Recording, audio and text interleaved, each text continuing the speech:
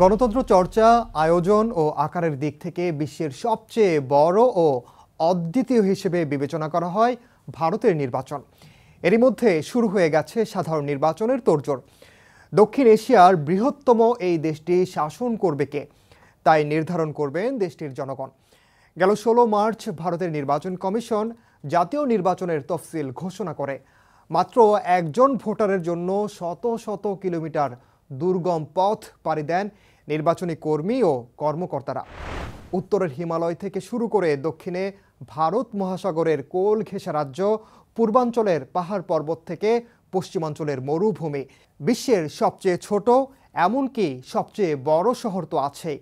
আধুনিক নগরীর পাশাপাশি জঙ্গল থেকে শুরু করে প্রত্যন্ত দুর্গম গ্রামেও ব্যালট পৌঁছাবে।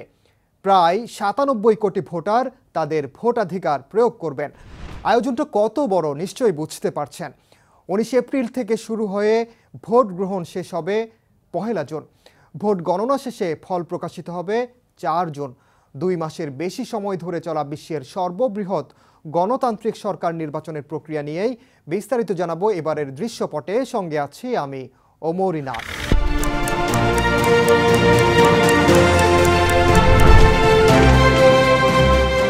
7 ধাপে 82 দিনের নির্বাচন প্রক্রিয়া। 16 মার্চ তফসিল ঘোষণার পর থেকেই বলা যায় নির্বাচনের প্রক্রিয়া শুরু হয়ে গেছে। সেই প্রক্রিয়া চলবে 4 জুন পর্যন্ত, অর্থাৎ সেদিন ভোটের ফল প্রকাশ করা হবে। সব মিলিয়ে 82 দিন। 7 দফায় ভোট অনুষ্ঠিত হবে। 19 এপ্রিল শুরু হয়ে চলবে 1 জুন পর্যন্ত। প্রথম দফার ভোটের দিন 19 এপ্রিল, এরপর 26 এপ্রিল, 7 মে, 13 মে, 20 মে, 25 মে এবং সবশেষ 1 জুন। সবশেষ যে দফার ভোটটি সেটি অনুষ্ঠিত হবে।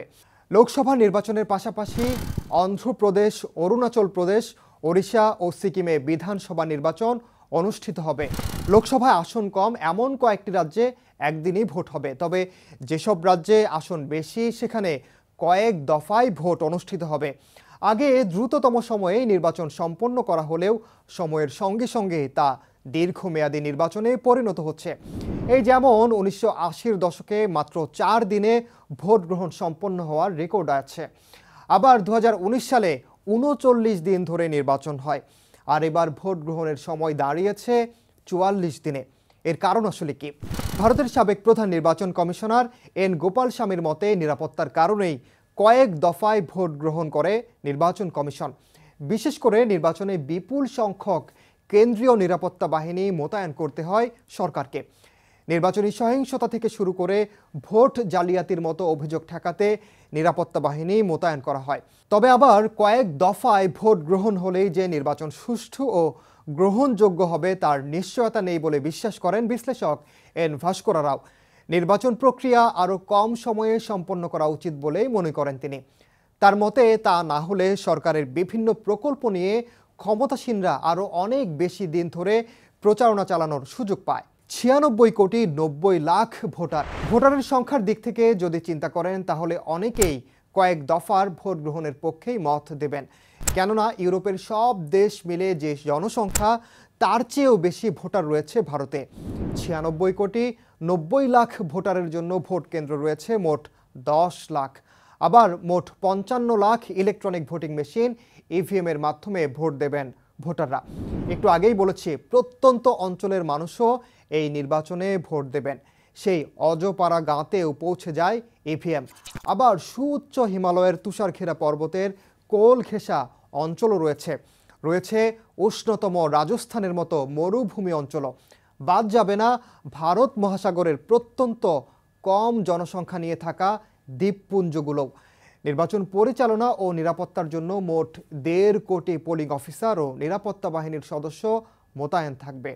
তারাই মূলত নির্বাচনী সরঞ্জাম নিয়ে পাড়ি দেবেন শীতল হিমবাহ মরুভূমি।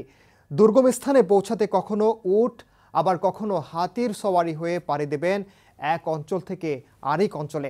আবার কখনো নৌকা ও হেলিকপ্টারে করেও নির্বাচনী সরঞ্জাম সরবরাহ করা হবে। সেই সঙ্গে সড়ক ও রেল পথেও দেশব্যাপী পৌঁছে যাবে নির্বাচনী সরঞ্জাম। 1,20,000 কোটি রুপির নির্বাচন। বিশ্বের সবচেয়ে ব্যয়বহুল নির্বাচন ভারতের লোকসভা নির্বাচন।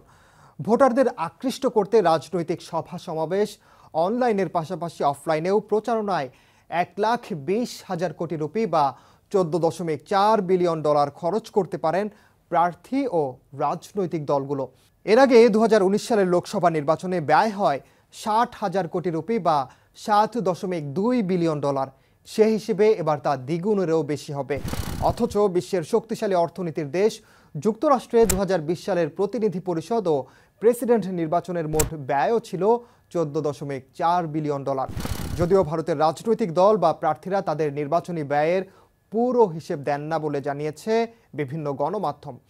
সরকারি হিসেবের বাইরেও নির্বাচনে বিপুল অর্থ তারা ব্যয় করেন। এর মধ্যে কালো টাকার ব্যবহারের অভিযোগ তো রয়েছে। বড় বড় ব্যবসায়ীরাও গোপনে পছন্দের রাজনৈতিক দলকে তহবিল দেন। 15,256 ফুট উঁচুতে ভোট কেন্দ্র। বিশ্বের 7ম বৃহত্তম রাষ্ট্রে এত বড় ভোটের আয়োজন স্বাভাবিকভাবেই অনেক জটিল বিষয়। 2019 সালে নির্বাচনের সময় চীন সীমান্তবর্তী অরুণাচল প্রদেশে মাত্র একজন ভোটারের ভোটাধিকার নিশ্চিত করতে ঝোড়ো বাতাস, পাহাড় পর্বত, নদীসহ 482 কিলোমিটার দুর্গম পথ পাড়ি দিয়ে ভোট কেন্দ্রে নির্বাচনী সরঞ্জাম পৌঁছে দেন কর্মকর্তারা। অর্থাৎ একজন মানুষও যেন ভোটাধিকার থেকে বঞ্চিত না হন তা নিশ্চিত করার জন্য অনন্য নজির রয়েছে ভারতের। তবে এর পেছনে অন্য কারণ দেখায় চীন। দেশটির দাবি, ওই অঞ্চলের উপর নিজেদের কর্তৃত্ব ও সার্বভৌমত্ব দেখানোর জন্য লোক দেখানো ভোটের আয়োজন করে নয়াদিল্লি।